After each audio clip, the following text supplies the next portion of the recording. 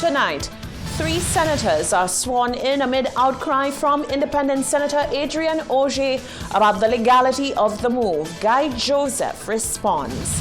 The opposition SLP slams the government for what it says is a clear violation of the Constitution during Friday's Senate sitting. And a history-making demonstration is what the Labour Party predicts come this Sunday. The Commissioner of Police speaks on the conditions of the protest. The details of these stories and more are coming up. This is the Hot 7 Nightly News with Lovelace and Amy Joseph. Good night. It is Friday, the 2nd of October, 2020. Welcome to the Hot 7 TV Nightly News. I'm Lovely St. Amy Joseph. Thank you for joining us.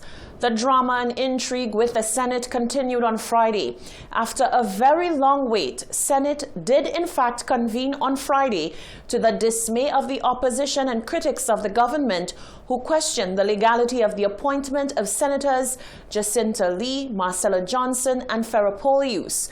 But Government Minister Guy Joseph is taking on the critics, insisting that the government was guided by sound legal advice on the matter. Jacques Wooding spoke to the minister outside Friday's Senate sitting.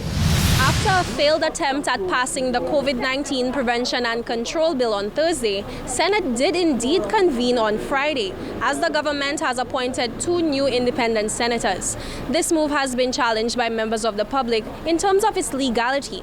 However, Minister Guy Joseph has defended the move, claiming that the government had ample legal consultation. I don't know.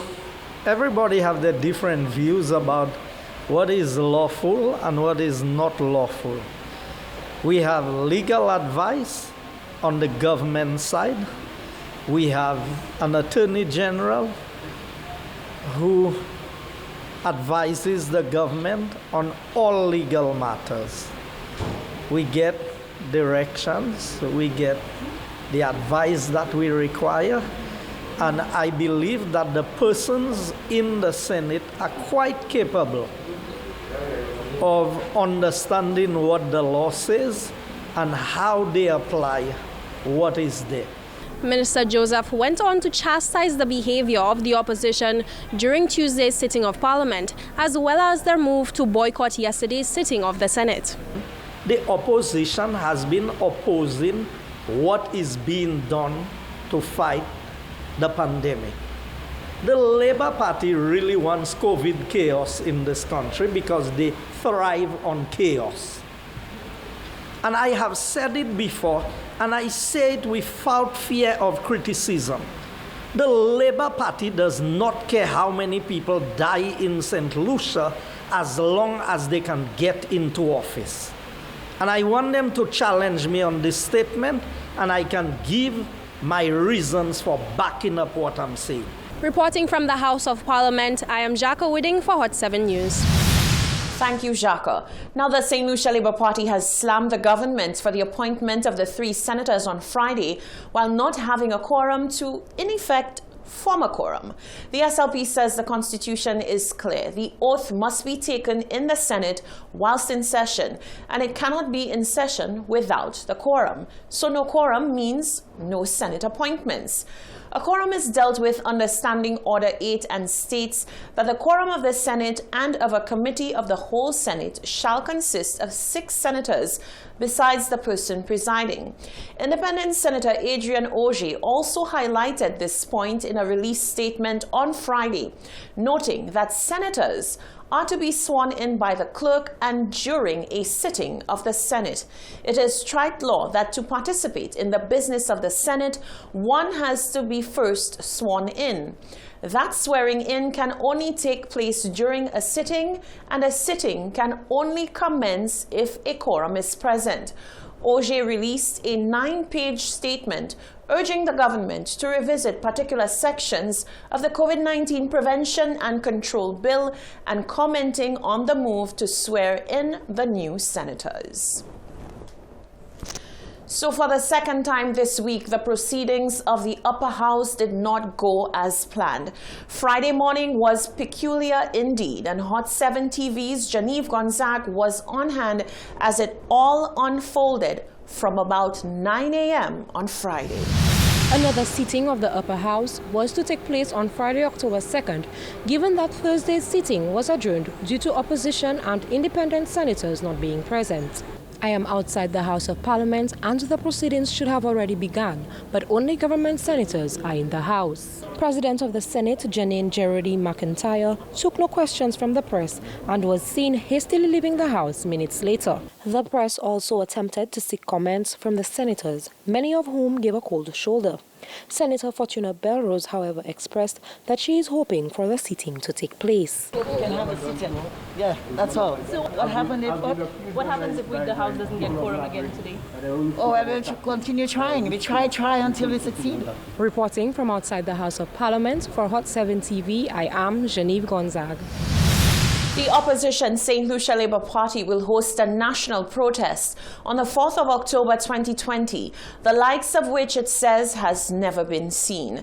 The SLP says it fully expects it to be the largest demonstration in St. Lucia's history to protest the government's failure to properly deal with the economic crisis in the country caused by its own economic mismanagement and exacerbated by the COVID-19 pandemic. Genevieve Gonzague has more. The St. Lucia Labour Party has been given the go-ahead for a public march and mass rally in the city of Castries on Sunday, 4th October. Leader of the opposition, Philippe J. Pierre, has expressed that the protest should be one of the largest and perhaps will make history in St. Lucia. The main purpose of the march is, quote, to demonstrate public dissatisfaction with several policy decisions being pursued by the present government, end quote. Pierre says there is need for the public to come out and express their dissatisfaction with the policies and misplaced priorities of the current administration. What we're fighting a dictatorship. Never before in the history of this country has a government sought to have its own way. The government right now is on the verge of trying to have all bends of the constitution, all kind of deals, just to have its own way, you know. That could have been stopped a long time ago. Prime Minister called me and listened to me. I want a consultation. Would you agree to add COVID to the Public Health Act or the Quarantine Act? I would say yes. And that's it. That's simple. But it's the idea that I'm a king. Whatever I say must happen. I'm the boss. You're a barking dog. So you can't go against me. When I speak, no one must say anything. That is what we fight against. He urged the public to come out and demonstrate the government's failure to properly deal with the economic crisis in the country caused by its own economic mismanagement and exacerbated by the COVID-19 pandemic. We are marching against the misplaced priorities of this government that give more importance to the building of a horse racing track than to the completion of a hospital, which insists on borrowing $600 million to construct a new airport when the COVID-19 pandemic has decimated the tourism and airline industries worldwide. We are protesting the insensitivity of the government that secured $78 million from the IMF, meant as income support for citizens affected by COVID-19, and spent it otherwise. We are protesting against the refusal to eliminate VAT as was promised by the government. We are protesting against the poor state of our healthcare and an education policy that lacked the vision to see the relevance of laptops for secondary school students. We are protesting against the belittling of our patrimony and our heritage, the sale of our lands to undeserving foreigners at ridiculously low prices, the eagerness to facilitate empty-handed foreign so-called investors and consultants instead of our people with the entrepreneurial ideas and ambitions. Given that the entire world is facing a global pandemic, questions were posed to Pierre as to whether the party was at all concerned about the health of the country since they are trying to mass gather.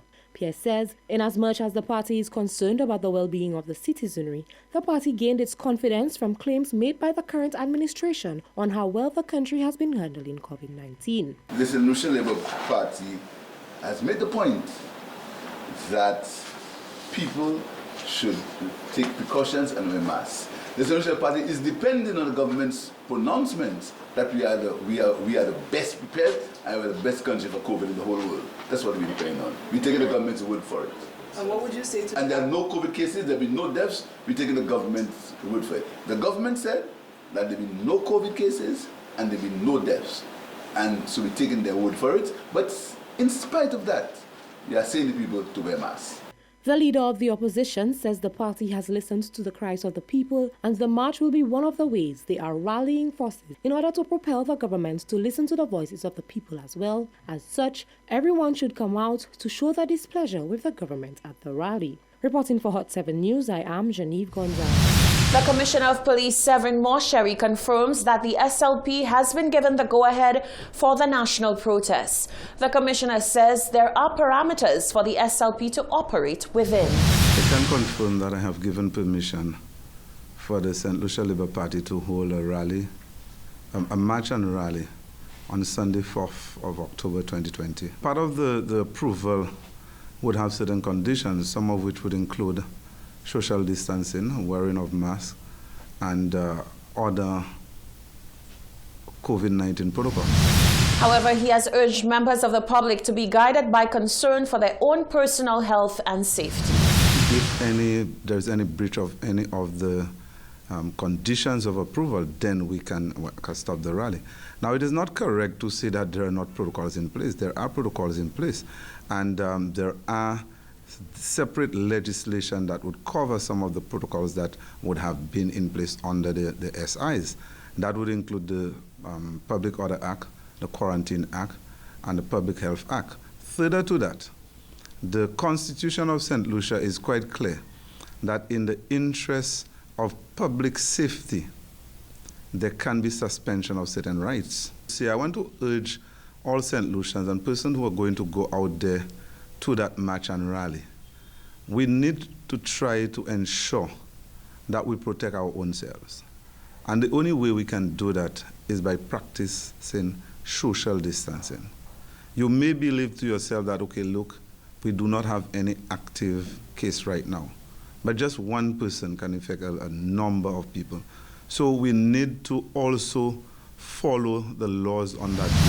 You're watching the Hot 7 TV Nightly News. Still to come, an alleged shooting involving the police in the city of Castries.